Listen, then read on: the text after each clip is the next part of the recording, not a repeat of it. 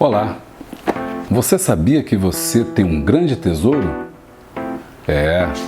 Deus depositou na sua conta um grandíssimo tesouro, na sua conta espiritual. Sabe que tesouro é esse? É o tempo. O tempo é o grande tesouro que Deus depositou na conta bancária do homem. Todos os dias, quando você acorda, Deus coloca na sua conta bancária uma coisa chamada tempo. Em Eclesiastes, capítulo de número 3, escrito pelo sábio rei Salomão, ele descreve o que seria esse tempo. A primeira coisa que a gente pode observar aqui nesse texto, que eu quero compartilhar contigo, é que existe uma alternância no tempo. Segunda característica é que ele é ordenado. E a terceira característica é que ele é finito. Olha só, versículo 1. Tudo tem o seu tempo determinado e há tempo para todo propósito debaixo do céu. Todas as coisas estão dentro de um tempo. Muitas vezes nós não entendemos isso e achamos que as coisas acontecem fora do tempo. Que as coisas ocorrem, que pessoas estão agindo fora de um determinado tempo. Porém, Deus ordenou todas as coisas dentro dessa categoria chamada tempo. E o homem está preso nessa categoria. Olha só o versículo 2. Há tempo de nascer e tempo de morrer. Tempo de plantar e tempo de arrancar o que se plantou. Tempo de matar e tempo de curar. Tempo de derribar e tempo de edificar. Tempo de chorar e tempo de rir. Tempo de prantear e tempo de saltar. Tempo de espalhar pedras e tempo de ajuntar pedras. Tempo de abraçar e tempo de se afastar de abraçar. Tempo de buscar e tempo de perder. Tempo de guardar e tempo de deitar fora. Tempo de rasgar e tempo de coser. Tempo de estar calado e tempo de falar. Tempo de amar e tempo de aborrecer. Tempo de guerra e tempo de paz. Observe como o tempo é uma riqueza tão grande que nós temos que nós muitas vezes não sabemos. Muitas das vezes nós não compreendemos o tempo que nós estamos vivendo, nem principalmente o seu fim. Achamos que o tempo de alegria vai durar para sempre, que o tempo de alegria será em ad eterno, que tudo isso nunca vai terminar. E vivemos a nossa vida gastando esse tesouro, muitas das vezes, de forma inapropriada. O filho pródigo, que o Senhor Jesus vai falar em Lucas, ele vai contar essa história dizendo de um menino, de um rapaz que achou que o tempo de alegria nunca terminaria. O tempo da farra, da bebedeira, de gastar o tesouro que ele tinha, nunca se findaria.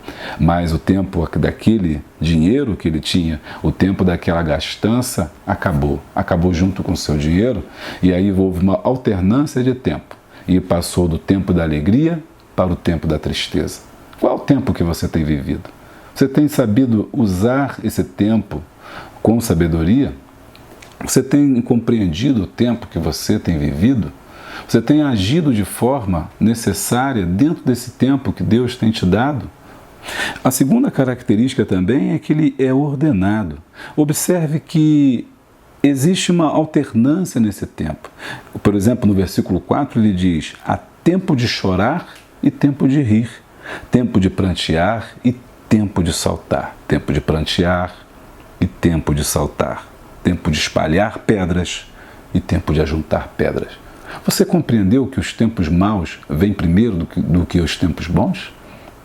Muitas pessoas não compreendem isso. Eles querem viver primeiro o tempo de rir antes do tempo de chorar.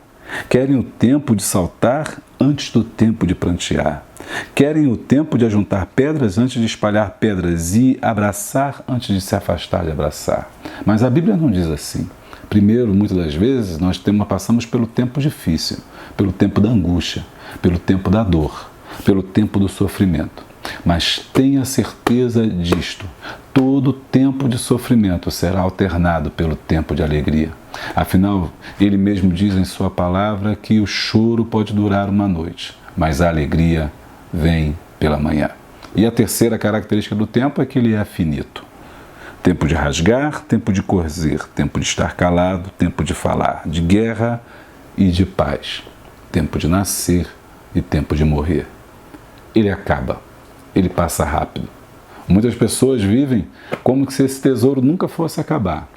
Acham que todo dia eles têm um tempo que poderiam fazer o que querem e gastam esse tempo da forma mais louca possível. Gastam às vezes em prazeres, gastam às vezes em noitadas, gastam às vezes em coisas fúteis. Mas quando ele percebe que esse tempo está acabando, que esse tesouro está se findando, que a sua conta bancária está ficando zerada, e aí ele começa a olhar para trás e ver o tempo que ele gastou, o tempo que ele perdeu, o tempo que se foi, e esse tesouro não volta mais.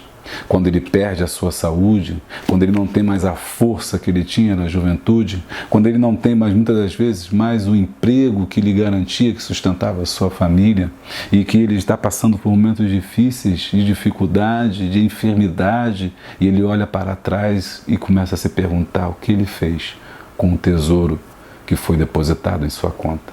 E ele olha e observa que ele não fez nada, não construiu nada. Não para essa vida, mas para a vida do porvir. E você, meu amigo? O que você tem feito com esse tesouro? O que você tem feito com o tesouro que Deus depositou na sua conta hoje? Será que você tem feito como disse Moisés?